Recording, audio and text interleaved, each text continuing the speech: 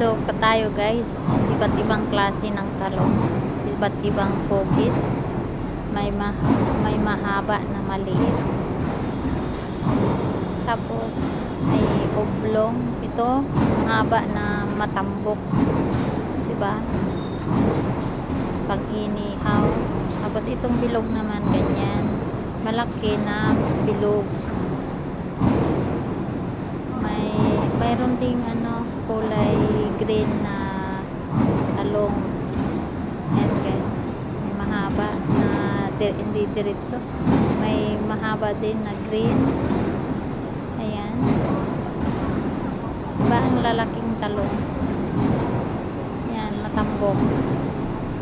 At saka iba't ibang klase ng talong. Ayan, may bilog na maliliit at may oblong na medyo malaki din. Ayan guys, tapos ibang kulay din.